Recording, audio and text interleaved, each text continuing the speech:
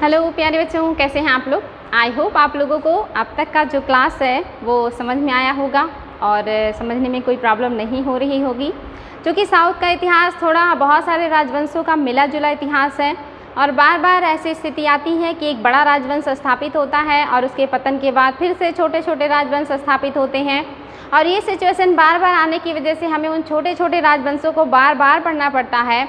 तो कभी कभी समझ में नहीं आता है कि ये कब आए थे या इनका शासनकाल क्या है, तो ऐसे में बहुत ज़्यादा प्रॉब्लम होती है। तो यहाँ पे हम देखेंगे कि जो है कौन से वो राजवंश हैं जो शासन कर रहे थे दक्षिण भारत में और उन्होंने किस किस समय उनका शासनकाल था। तो आज हम उन्हीं के बारे में ध्यान देंगे और आज हम जो है पढ़ेंगे जो है राष्ट्रकूट वंश को। हमने कल पढ़ा था गुर्जर प्रतिहार और पाल वंश को। ये टॉपिक मैं कल ही आप लोगों को पढ़ाने वाली थी, लेकिन चूंकि बहुत लेंदी हो जाता है वीडियो और तथ्य इतना ज़्यादा हो जाते हैं कि शायद आप लोगों को पढ़ने में प्रॉब्लम होने लगता होगा, इसलिए इसको थोड़ा सा छोटा करने का प्रयास किया है ताकि आप लोग उसको बोर भी ना हो और बहुत अच्छे से इसको समझ जाएं। क्योंकि आप लोगों की जो है सुविधाओं का या आप लोगों की ज़रूरतों को ध्यान में रखते हुए सारे काम किए जा रहे हैं। तो आज जो भी बचा हुआ पार्ट है यानी कि पाल प्रतिहार और गुर्जर को हमने कल पढ़ा था, यानी कि गुर्जर प्रतिहार एक वंश था, पाल दूसरा वंश था और तीसरा राष्ट्रकूट थे। तो कल हमने दो वंशों को पढ़ा था और आज हम जो तीसरा राजवंश राष्ट्रकूट है, इन्हीं तीनों के बीच कन्नौज के लिए त्रिपक्षीय संघर्ष चल रहा था, जिसके बारे में हमने पढ़ा कि कब किसने किसको हराया और एट लास्ट किसका अधिकार कन्नौज पे हो गया था। उसी में से आज हम देखेंगे राष्ट्रकूटों को जो कल के क्लास में नहीं थे। तो चलिए ध्यान देते हैं आज इन सारे पॉइंट्स को जो एग्ज़ाम में आए हैं। इसके बाद मैं आप लोगों को मैप के द्वारा भी इनके बारे में सारी चीज़ें क्लियर करूंगी। तो चलिए बच्चों शुरुआत करते हैं राष्ट्रकूट वंश से। इस वंश के स्वतंत्रता और महत्ता का जो संस्थापक है वो दंतिदुर्ग है। ये एग्जाम में आया हुआ है क्वेश्चन कि राष्ट्रकूट वंश का संस्थापक कौन है, तो ये दंतिदुर्ग है। और दंतिदुर्ग कौन थे, ये चालुक्यों के सामंत थे। आपने देखा होगा इसके पहले जितने भी बड़े साम्राज्य होते हैं उन्हीं के जो सामंत हैं, जब वो साम्राज्य कमज़ोर हो जाता है, विघटित होने लगता है या पतन होने लगता है उस साम्राज्य का, तो जो भी सामंत होते हैं या जो बड़े वर्ग के लोग होते हैं या जो अमीर लोग होते हैं या जो महत्वपूर्ण अधिकारी होते हैं, वो अपने आप को स्वतंत्र करके नए नए छोटे छोटे क्षेत्रीय राजवंशों की स्थापना कर देते हैं। तो जब चालुक्य वंश का जो पतन होता है तो उसी में से एक उनका सामंत जो दंतिदुर्ग था, इसने उस वंश को समाप्त करके राष्ट्रकूट वंश की नींव डाली थी। तो एग्जाम में आता है क्वेश्चन कि राष्ट्रकूट वंश का संस्थापक कौन है, तो ये दंतिदुर्ग हैं, ध्यान देंगे। आगे हैं, इसने अपनी राजधानी मान्यखेत को बनाया था। इंपॉर्टेंट है बच्चों, राजधानी इन्होंने क्या बनाया है, तो मान्यखेत को बनाया है। यह ब्राह्मण मतानुयायी थे, यानी कि ये जो है ब्राह्मण जो एक तरीके से कहिए कि ब्राह्मण जो होते हैं काफ़ी रीति रिवाज और नियम कानूनों या विधि विधानों को मानते हैं। कुछ इसी तरह के ये हैं, यानी कि ब्राह्मण धर्म यानी कि हिंदू धर्म में जो बहुत ज़्यादा जो है नियम कानून विधि विधान या भक्ति पूजा पाठ में विश्वास रखते हैं, कुछ इसी तरह के हैं दंतिदुर्ग। इनके बाद जो आते हैं राजा, ये कृष्ण प्रथम आते हैं और कृष्ण प्रथम इम्पॉर्टेंट हैं, इनके बारे में देख लेते हैं। इसने यानी कि इन्होंने अकाल वर्ष राजाधिराज की उपाधि धारण की और इन्होंने बादामी के चालुक्यों का आप देखेंगे संपूर्ण उन्मूलन कर दिया। यानी कि जो दंतिदुर्ग हैं इन्होंने उनके पतन का फायदा उठा के एक नए राजवंश की स्थापना की, लेकिन उनके बाद जो आए हैं शासक कृष्ण प्रथम, इन्होंने चालुक्यों का संपूर्ण विनाश कर दिया, यानी पूरे तरीके से इसे समाप्त कर दिया और पूरे चालुक्य साम्राज्य पर अब राष्ट्रकूटों का शासन हो जाता है कृष्ण प्रथम के शासनकाल में। आगे हैं, इसने एलोरा के प्रसिद्ध कैलाश मंदिर का निर्माण करवाया था। वेरी वेरी इंपॉर्टेंट, एग्जाम में बहुत ज़्यादा आता है कि एलोरा के कैलाश मंदिर का निर्माण किसने करवाया था, तो ये राष्ट्रकूट शासक कृष्ण प्रथम है। और ये मंदिर जो है काफ़ी अद्भुत है क्योंकि ये एक ही शिलाखंड को या एक ही पत्थर को काट करके बनाया गया है, इसलिए बहुत ज़्यादा इंपॉर्टेंट है। कैलाश मंदिर जो एलोरा में है और इसको बनाया है राष्ट्रकूट शासक कृष्ण प्रथम ने। इसके नाम आप जानेंगे जो एलोरा की गुफाएं हैं उसको भी राष्ट्रकूटों ने ही बनवाया है और जो एलिफेंटा की गुफाएं हैं उसको भी राष्ट्रकूटों ने ही बनवाया था। इसके पहले आपने अजंता की गुफाएं पढ़ी थी जिसको मैंने बताया था कि वो गुप्तों ने बनवाया था और उसमें गुफा संख्या 16, 17 और 19 ये गुप्त काल का महत्वपूर्ण जो है गुफा थी, जो कि बहुत इंपॉर्टेंट था, एग्जाम में आता है। कि अजंता में कौन सी गुफाएं हैं जो है प्योरली गुप्तों ने बनाए थे, तो 16, 17 और 19 गुफा संख्या बहुत इंपॉर्टेंट है। और गुफा संख्या 16 में मैंने आपको बताया था कि मरणासन राजकुमारी का चित्र भी बना हुआ था। तो आपको याद होना चाहिए कि जो अजंता है वो गुप्तों ने बनाया है, लेकिन जो एलोरा है और एलिफेंटा है ये राष्ट्रकूटों ने बनाया है। एक और चीज़ आता है कि जो एलोरा की गुफाएं हैं ये किस धर्म को समर्पित हैं। तो सबसे पहले अजंता को देख लेते हैं। इसके पहले मैंने बताया भी था कि जो अजंता की गुफाएं हैं बौद्ध धर्म को पूरी तरह से समर्पित हैं। इसमें और कोई धर्म की जो है चित्रकलाएं नहीं मिलती हैं। जो भी चित्रकलाएं हैं वो बौद्ध धर्म से संबंधित हैं और वो भी जातक कथाओं पर आधारित हैं, यानी कि भगवान बुद्ध के पुनर्जन्म पर आधारित चित्र बनाए गए हैं। जो एलोरा का है इसमें आप देखेंगे तो इसमें बौद्ध, जैन और हिंदू या उसको शैव भी कह सकते हैं, इनके चित्र पाए जाते हैं, यानी कि तीनों धर्मों के यहाँ पे चित्र मिलते हैं। तो इसीलिए एग्जाम में इसको बहुत ज़्यादा पूछता है। और जो एलिफेंटा है इसमें आप देखेंगे तो शैव धर्म की चित्रकलाएं ज़्यादा मिलती हैं, थोड़े बहुत यहाँ पे बौद्धों की भी चित्रकलाएं मिलती हैं। तो एलिफेंटा में शैव और बौद्ध है, लेकिन उसमें ज़्यादातर जो चित्र हैं वो शैव धर्म से संबंधित है। तो एग्जाम में आते हैं बच्चों, इसलिए ध्यान देंगे क्योंकि ये राष्ट्रकूटों ने ही बनवाए हैं, इसलिए इसे देखना बहुत ज़रूरी है। और जो एलिफेंटा है ये गुफाएं जो है ये समुद्र के अंदर हैं, यानी कि समुद्र में कुछ मिल जाने पर ये द्वीप पर बने हुए हैं, काफ़ी आकर्षक और खूबसूरत हैं। और यहाँ से जो है बड़े पैमाने पे हाथी की मूर्ति मिली थी, इसीलिए इसका नाम एलिफेंटा रख दिया गया था, जो है जिसने ढूंढा था उनके द्वारा। तो इम्पोर्टेंट है बच्चों, ध्यान देंगे। आगे है इन्होंने ही कैलाश मंदिर बनाया है और इनके बाद इनके भाई गोविंद द्वितीय जो है शासक बने थे और उन्होंने इस साम्राज्य को संभाला था। आगे जो राजा बनते हैं वो ध्रुव बनते हैं और ध्रुव बहुत ही शक्तिशाली राजा थे। इनके बारे में आपने देखा ही था, इन्होंने जो है धर्मपाल को भी हराया था और इन्होंने जो है प्रतिहार शासक वत्सराज को भी हराया था। तो इसलिए जो ध्रुव है काफ़ी इंपॉर्टेंट है। उत्तर भारत के त्रिपक्षीय संघर्ष में इसने ही पहली बार भाग लिया था और इसने धर्मपाल और वत्सराज को हराया था। इंपॉर्टेंट है बच्चों, जो त्रिपक्षीय संघर्ष शुरू हुआ था उसमें भाग लेने वाले पाल वंश में पहले जो राजा है वो धर्मपाल है और जो वत्सराज हैं ये पहले राजा हैं जो गुर्जर प्रतिहार राजा हैं जिन्होंने भाग लिया था। और राष्ट्रकूटों के जो राजा हैं ये ध्रुव हैं जिन्होंने त्रिपक्षीय संघर्ष में पहली बार भाग लिया था। उसके बाद पीढ़ी दर पीढ़ी ये 200 सालों तक ये संघर्ष चलता रहता है, काफ़ी लंबा इन लोगों की लड़ाई चलती है और एट लास्ट जो गुर्जर प्रतिहार हैं वही कन्नौज पर अधिकार करने में सफल हो जाते हैं। आगे है बच्चों नेक्स्ट जो राजा है ये गोविंद तृतीय हैं, ये भी शक्तिशाली राजा हैं। यह राष्ट्रकूट वंश का सबसे महान शासक है, यानी कि अब तक के सबसे महान शासक हैं ये, जितने भी अभी तक राजा हुए हैं राष्ट्रकूट वंश में उनमें सबसे जो महान है ये गोविंद तृतीय हैं, यानी कि इन्होंने अपने साम्राज्य का विस्तार सबसे ज़्यादा किया है, अपने स्थिति को सबसे ज़्यादा मजबूत किया है जो है गोविंद तृतीय। और इन्होंने क्या किया है और इसने अपने विरुद्ध बनाए गए पल्लव, पांड्य, केरल, गंग राजाओं के संघ को विनष्ट कर दिया था और बेंगी के चालुक्यों का विनाश किया था। तो इम्पॉर्टेंट है बच्चों, ध्यान देंगे कि जो ये गोविंद तृतीय हैं इनके खिलाफ पल्लव ने, पांड्य ने, केरल के जो राजा हैं या जो केरल के केरल पुत्र यानी कि चेर हैं और गंग राजाओं ने मिल करके एक संघ बनाया था कि हम लोग मिल करके इनके ऊपर हमला करेंगे और इन्हें हराएंगे।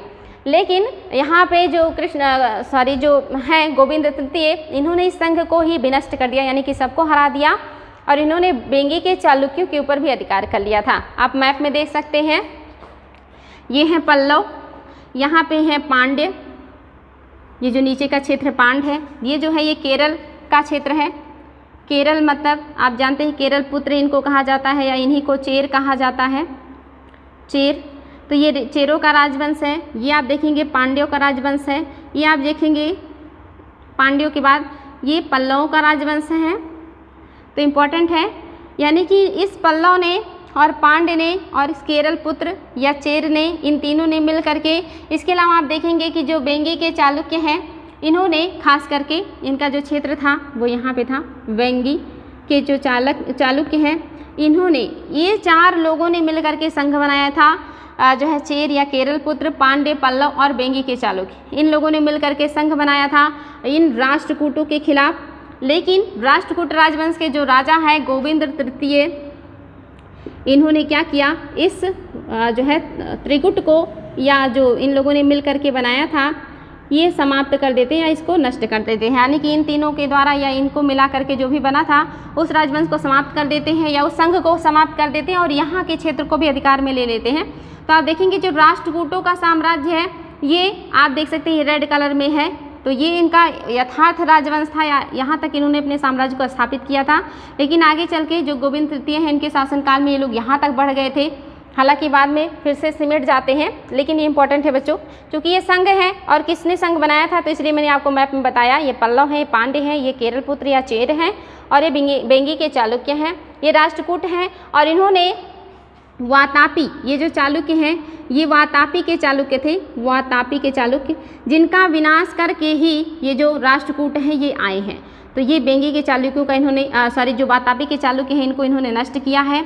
और ये बेंगी के चालुक्य हैं, इसके ऊपर जो स्थापित होंगे वो कल्याणी के चालुक्य होंगे, इसके बाद आएंगे कल्याणी के चालुक्य। इंपॉर्टेंट है बच्चों, ध्यान देंगे, यहाँ पे भी चालुक्य हैं। तो अभी आगे फिर से देखेंगे मैप को, पहले इसको देख लेते हैं कि गोविंद तृतीय ने और क्या किया है।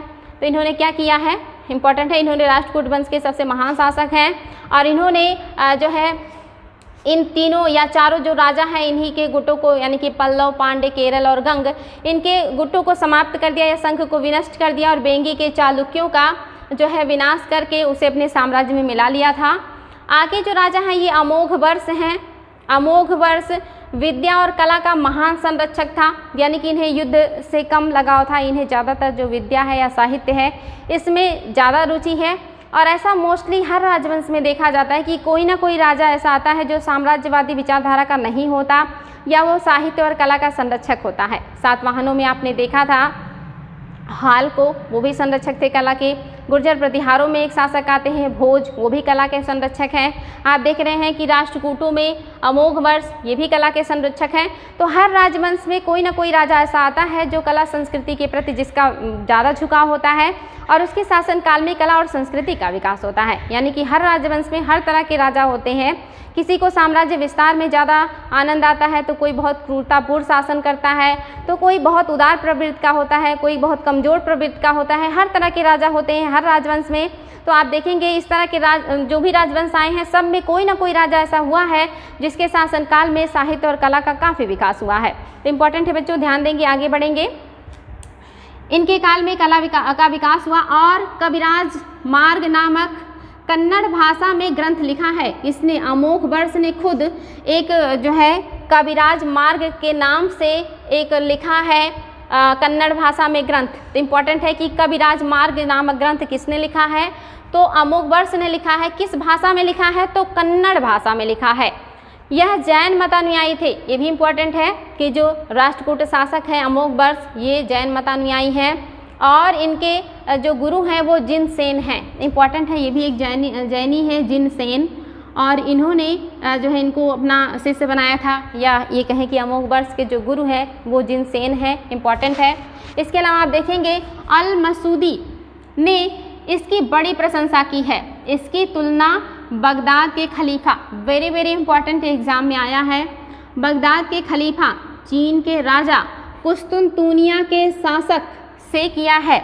यानी कि जो अल मसूदी हैं जो कि उस समय आए थे दक्षिण भारत में राष्ट्रकूट साम्राज्य में भ्रमण के लिए, उन्होंने अमोघ वर्ष की बहुत ज़्यादा प्रशंसा की और इनकी जो तुलना है ये बगदाद के खलीफा चीन के राजा और कुस्तुनतुनिया के शासक से कर दिया जो उस समय के विश्व प्रसिद्ध व्यक्तित्व थे। तो इम्पॉर्टेंट है बच्चों, एग्जाम में आया है कि किसने जो है अमोघ वर्ष की तुलना चीन के राजा, बगदाद के खलीफा और कुस्तुनतुनिया के शासक से किया है, तो अल मसूदी ने। या इस तरह से भी क्वेश्चन आया कि अल मसूदी ने किस राजा की तुलना इन विदेशी राजाओं के साथ किया है, तो अमोघ वर्ष की तुलना की है। और ये किस राजवंश से संबंधित हैं, तो ये राष्ट्रकूट राजवंश से संबंधित हैं। तो वेरी वेरी इंपॉर्टेंट है बच्चों ये सारे पॉइंट्स। आगे हैं इंद्र तृतीय, इनका शासनकाल है आप देखेंगे 915 से 927 ईस्वी। इसने प्रतिहार शासक महिपाल को परास्त किया। इसी के शासनकाल में अल मसूदी आया था, यानी कि आए हैं इनके शासनकाल में जो है इंद्र तृतीय। लेकिन इनके बारे में जो भी चीज़ें इन्होंने स्टडी किया और जाना उससे ये बहुत ज़्यादा प्रभावित हुए और इनकी प्रशंसा में इन्होंने ये बातें कही थी। तो इम्पॉर्टेंट है बच्चों, अगर ये पूछे कि किसके शासनकाल में आए थे तो इंद्र तृतीय के शासनकाल में अल मसूदी आए थे। इस वंश का अंतिम महान शासक कृष्ण तृतीय था। ये अंतिम महान शासक है, यानी कि इसके बाद राष्ट्रकूट वंश का पतन होना शुरू हो जाएगा। ये 937 से 963 ईस्वी तक इनका शासनकाल था। इसके काल में या इसने जो है काल वर्ष की उपाधि धारण की थी। इंपॉर्टेंट है, ये जो काल वर्ष नामक उपाधि है ये राष्ट्रकूटों को पसंदीदा उपाधि है और इन्होंने काल वर्ष की उपाधि धारण की थी। और ये वेरी इंपॉर्टेंट है, तक्कोलम का लड़ाई ये 949 में हुआ था। आप लोगों को ये सन भी याद होना चाहिए, प्लस किस राष्ट्रकूट राजा के शासन काल में ये हुआ था तक्कोलम की लड़ाई। इंपॉर्टेंट है, इसको वेरी इंपॉर्टेंट करेंगे। तक्कोलम की लड़ाई कब हुआ है? तो ये हुआ है 949 ईस्वी में। राजा कौन है? तो ये है इंद्र तृतीय। आगे है, इसने चोलों को हराया था। और ये भी पूछ सकता है कि तक्कोलम की लड़ाई किसके किसके बीच हुई थी? तो राष्ट्रकूट और चोल राजवंश के बीच हुई थी, जिसमें चोल हार गए थे। और जो उत्तरी चोल मंडल था, यानी कि चोल साम्राज्य का जो उत्तरी भाग था, वो राष्ट्रकूटों के पास चला जाता है। आगे है, अंतिम राष्ट्रकूट शासक जो है करक है, या कहीं कहीं कर्क भी दिया रहता है। ये कर्क द्वितीय है जो अंतिम राष्ट्रकूट शासक है। इसके बाद आप देखेंगे राष्ट्रकूट जो राजवंश है ये धीरे धीरे समाप्त हो जाएगा। और यहाँ पे जो ऊपर के चालुक्य हैं, यानी कि कल्याणी के चालुक्य हैं, ये अपने साम्राज्य को विस्तार कर लेते हैं। आगे है बच्चों, नेक्स्ट जो आपका मेन इंपॉर्टेंट पॉइंट है वो है त्रिदलीय संघर्ष। किसके किसके बीच हुआ था ये चीज़ें तो हमने देख लिया है। कौन किस पे भारी पड़ा ये भी हमने देख लिया। लेकिन ये युद्ध 200 सालों तक चला और कितने चरणों में चला और किस चरण में कौन सा साम्राज्य ज़्यादा प्रभावशाली तरीके से युद्ध किया उसको हम देखेंगे, एग्ज़ाम में आता है। ये बताना है आपको कि त्रिदलीय संघर्ष हुआ क्यों, क्या रीज़न था, क्यों लोग आपस में लड़ रहे थे। तो पहला रीज़न था महोदय श्री, यानी कि कन्नौज पर अधिकार करना। ये एग्ज़ाम में आया है कि किस जो है स्थान का या जो है नगर का नाम महोदय श्री था प्राचीन काल में। तो ये कन्नौज का नाम महोदय श्री था। मैंने बताया था कि असम का पुराना नाम प्रयागज्योतिष और कामरूप था। वेरी इंपॉर्टेंट एग्जाम में आए हुए हैं। ऐसे ही जो कन्नौज है इसका प्राचीन नाम महोदय श्री था। तो ये बिल्कुल ध्यान रखेंगे। इसी पर अधिपत्य करने के लिए ये लोग आपस में लड़ रहे थे, पहला कारण। दूसरा जो है वो क्या है, बनारस से बिहार तक का क्षेत्र जीतने के लिए पाल प्रतिहार शासकों के बीच संघर्ष चल रहा था। यानी कि ये लोग बनारस से बिहार का जो क्षेत्र है इस इलाके को प्रतिहार भी अपने अधिकार क्षेत्र में लेना चाहते थे और पाल भी लेना चाहते थे। तो ये भी एक रीज़न था, एक तो क्षेत्र विस्तार और दूसरा कन्नौज पर अधिकार। ये दोनों रीज़न थे जिसकी वजह से ये आपस में लड़ते रहे। अब आगे बढ़ेंगे कि क्या परिणाम हुआ। तीनों राजवंशों का पतन या संघर्ष कई चरणों में पूरा हुआ।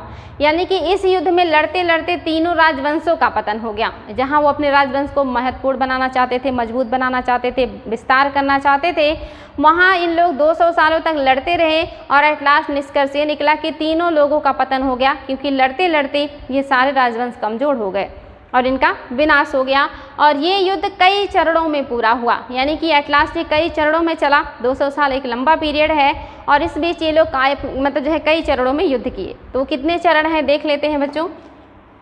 ये है प्रथम चरण, यानी कि पहली बार जब ये लड़े तो ये कब क्या हुआ था। इस चरण में प्रतिहार शासक वत्सराज ने पाल शासक धर्मपाल को पराजित किया, किंतु राष्ट्रकूट शासक ध्रुव से पराजित हुआ और ध्रुव की विजय हुई। और लेकिन ये क्या हुआ, अस्थायी सिद्ध हुआ।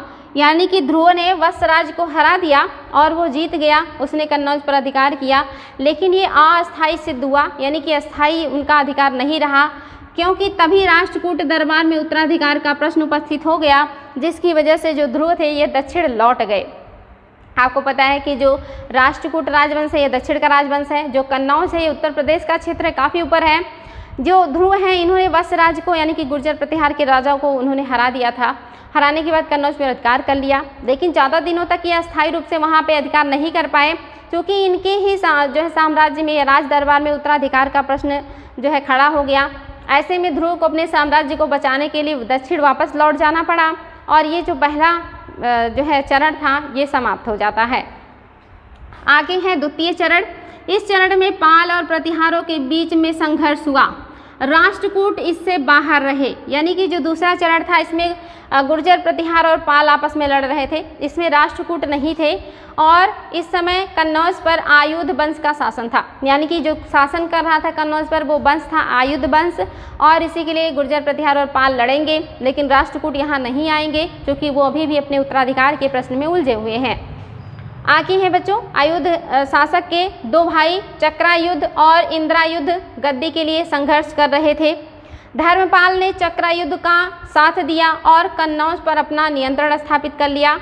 उसी समय धर्मपाल ने उत्तर भारत के शासकों की सभा बुलाई और अपने को उस जो है उत्तरापथ यानी कि उत्तर का जो क्षेत्र है का स्वामी करार दिया। यानी यहाँ दूसरे चरण में क्या हुआ है, जो आयुध वंश का शासन है या आयुध वंश के जो दो भाई हैं या शासन कर रहे हैं कन्नौज पर, एक है चक्रायुध और एक है इंद्रायुध। यहाँ पे प्रॉब्लम क्या है कि दोनों भाई आपस में संघर्षरत हैं। आप ये सोचते हैं चक्रायुध चाहते हैं कि हम राजगद्दी पर बैठे और जो इंद्रायुध हैं वो चाहते हैं हम राजगद्दी पर बैठे। यानी कि आपस में ये लोग खुद भी लड़ रहे हैं और दूसरे लोग भी लड़ रहे हैं कन्नौज के लिए। तो कन्नौज अपने आप में काफ़ी महत्वपूर्ण हो चुका था।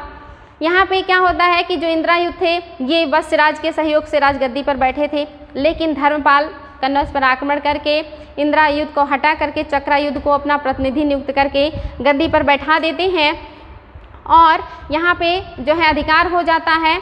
तो इम्पॉर्टेंट है कि धर्मपाल का जो प्रतिनिधि है वो इंद्रायुध है जिसने सिंहासन को प्राप्त कर लिया है।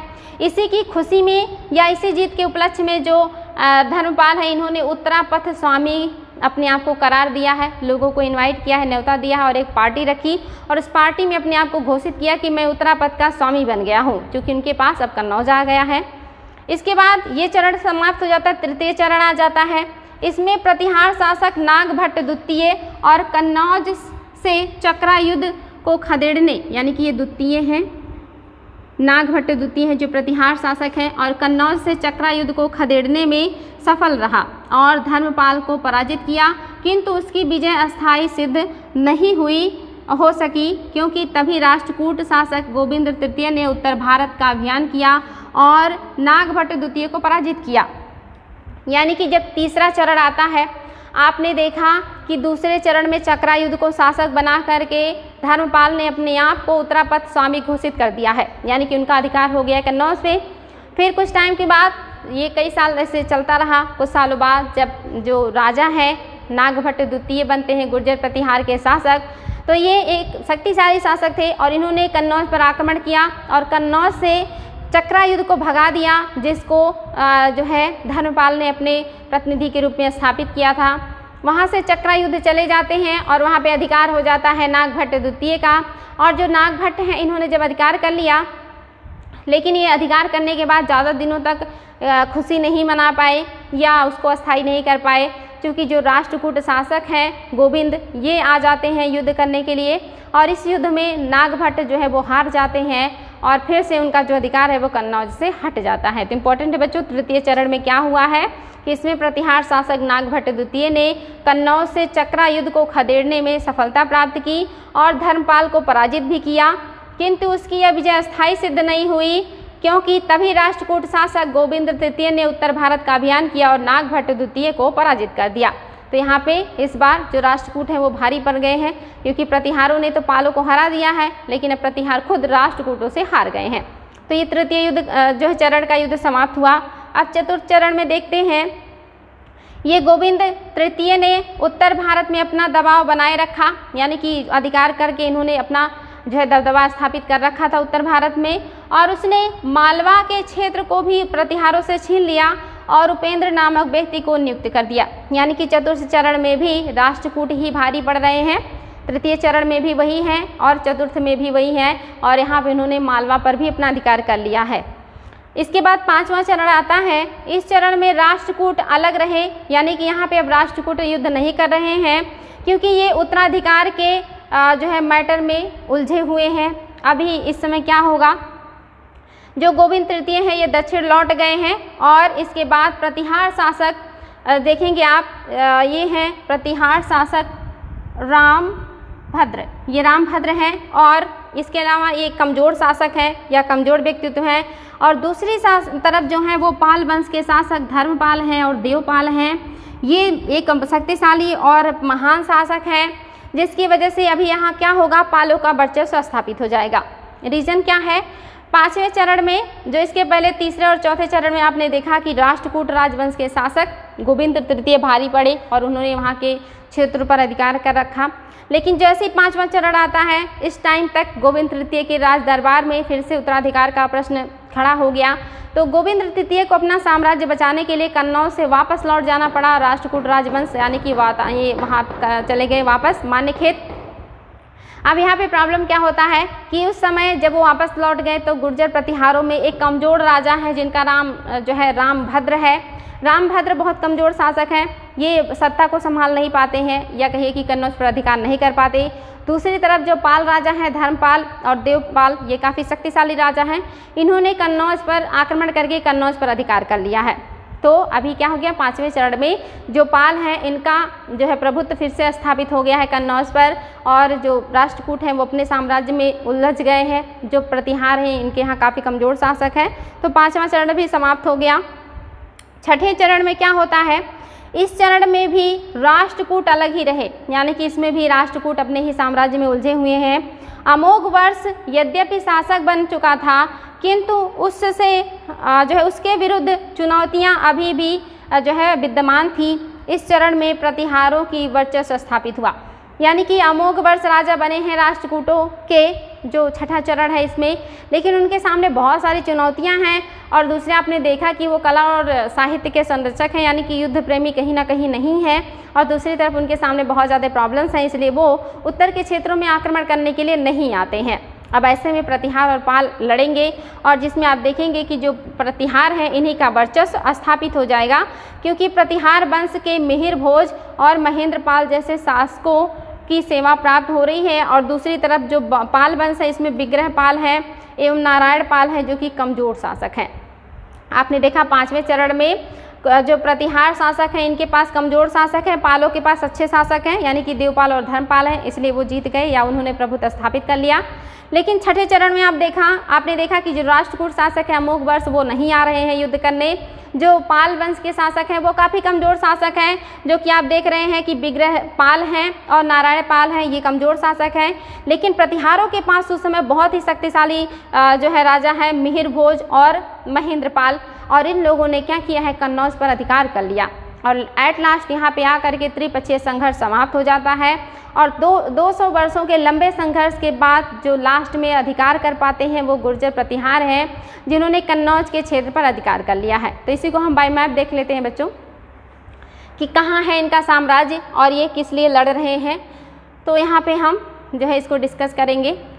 आपको पता होना चाहिए ये तीनों क्षेत्र का जो सीमा है जहाँ पे आपस में मिल रहे हैं, यहीं पे कन्नौज है। कन्नौज जिसको महोदय नगर या महोदय श्री कहा जाता था, कन्नौज के लिए ही ये लोग लड़ेंगे। और लड़ने वाले कौन हैं, तो आप देख रहे हैं ये राष्ट्रकूट है, जिन्होंने अपने साम्राज्य का विस्तार करते करते जो है एट लास्ट यहाँ तक पहुँचाया। ये पालों का राजवंश है जो बंगाल, बिहार और उत्तर प्रदेश के कुछ क्षेत्रों में है। ये आप देख रहे हैं गुर्जर प्रतिहारों का साम्राज्य है जो है गुजरात, मालवा का क्षेत्र लेते हुए और ऊपर के राजस्थान और यूपी क्षेत्र को लेते हुए इनका साम्राज्य है। आपने देखा था जब चालुक्य वंश का पतन हुआ था तो यहाँ पे चंदेल स्थापित हुए थे, और इसके अलावा आप देखेंगे जो है गंग स्थापित हुए थे, यहाँ पे गंग साम्राज्य आया था। यहाँ पे केरल में चेर थे ही, नीचे पांड्य थे, ऊपर जो है ये पल्लव थे। पल्लव को विस्थापित करके चोल आएंगे और चालुक्यों को विस्थापित करके तो राष्ट्रकूट आ ही चुके हैं। और बाद में जब राष्ट्रकूटों का पतन होगा तो यहाँ पे कल्याणी के चालुक्य आएंगे और लंबे समय तक ये शासन करेंगे। तो ये तीन राजवंश हैं। ये जो रेड वाला पॉइंट है ये राष्ट्रकूटों का है, ये जो ग्रीन वाला है ये पालों का है, और ये जो ब्लैक वाला है ये प्रतिहारों का है। और इन सभी की सीमाएं आप देखेंगे जो साम्राज्य है वो आपस में टकरा रहे हैं, क्योंकि तीनों राजवंश जो है महत्वाकांक्षा रखते हैं साम्राज्य विस्तार की, और ये आपस में लड़ते हैं और इन्हीं के बीच त्रिपक्षीय संघर्ष हो रहा है। संघर्ष होने का रीज़न क्या है, तो पहला तो कन्नौज पर अधिकार, क्योंकि बहुत ही महत्वपूर्ण प्लेस है, और दूसरा अपने साम्राज्य को बढ़ाना, साम्राज्य विस्तार। ये जो प्रतिहार है ये चाहते हैं ये बनारस और बिहार तक अपना साम्राज्य विस्तार करें। और ये जो पाल हैं ये चाहते हैं कि बनारस बिहार लेते हुए इनके क्षेत्र में सारी चीज़ें आएँ, यानी कि कन्नौज तक का क्षेत्र पालों के पास हो। नीचे के जो राष्ट्रकूट हैं ये नीचे के क्षेत्रों पर अधिकार कर चुके हैं, अब ये ऊपर के क्षेत्रों में जा रहे हैं और ये कन्नौज तक अधिकार करना चाह रहे हैं। तो अब तीनों की सीमाएं यहाँ आकर के टकरा रही हैं और इन्हीं के बीच 200 सालों तक 6 चरणों में त्रिपक्षीय संघर्ष चलेंगे, जिसमें आपने देखा कि कैसे किस चरण में कौन भारी पड़ रहा था, सारी चीज़ें मैंने बताई। लेकिन एट लास्ट जो गुर्जर प्रतिहार हैं इन्हीं का जो अधिकार है ये कन्नौज पर हो गया। और इसका अंत क्या हुआ? तो अंत क्या होता है? इन तीनों राजवंशों का पतन, क्योंकि इन तीनों राजवंशों ने 200 सालों तक युद्ध करने में बहुत ज़्यादा पैसे का, बहुत ज़्यादा धन का, शारीरिक और आर्थिक इसका हानि कर डाला था, जिसकी वजह से इनका जो साम्राज्य है, जो अर्थव्यवस्था है वो कमज़ोर हो चुकी है। और जब ये सारी चीज़ें कमज़ोर होंगे, सैनिक कमज़ोर होंगे, राजकोष में धन नहीं होगा, तो अपने आप साम्राज्य का पतन होगा। और इन तीनों साम्राज्यों का पतन हुआ, ये परिणाम लेकर के त्रिपक्षीय संघर्ष आया है। तो इम्पॉर्टेंट है बच्चों, आज का क्लास आप लोगों को आई होप समझ में आया होगा। त्रिपक्षीय संघर्ष भी क्लियर होगा और किस चरण में कौन भारी पड़ा, किस पर क्यों हुआ ये युद्ध, क्या हुआ इसका परिणाम और इसके बाद अब क्या होने वाला है। तो अब आप देखेंगे ये जो चंदेल हैं ये अपने साम्राज्य का विस्तार करेंगे और एक खजुराहों के मंदिर वगैरह का निर्माण करेंगे। ये कल्याणी के चालुक्य हैं, ये गुजरात तक फैलेंगे और नीचे के बड़े से क्षेत्र पर अधिकार करेंगे और ये मध्यकाल तक रहेंगे। ऊपर के क्षेत्र में आप देखेंगे नए नए राजपूत राजवंशों का उदय होगा, जो अलग अलग क्षेत्र में इनका जो है उदय होने के बाद, और फिर आएंगे अरब और फिर इन्हीं राजपूत राज्यों को हराएंगे और हराने के बाद दिल्ली पर अधिकार करेंगे और फिर सल्तनत वंश आएगा, मुगल वंश आएगा और इधर के क्षेत्रों में पाल की जगह पे सेन वंश आएगा और नीचे के क्षेत्र में पल्लव की जगह चोल वंश आएगा, जो एक बड़ा साम्राज्य स्थापित करेगा जिसमें बहुत ही शक्तिशाली राजा होंगे, जहाँ से एग्जाम में क्वेश्चन बनते हैं। तो ये सारी चीज़ें हम आप लोगों को आगे बताते रहेंगे सीक्वेंस में। आज के लिए रहने देते हैं। Thank you.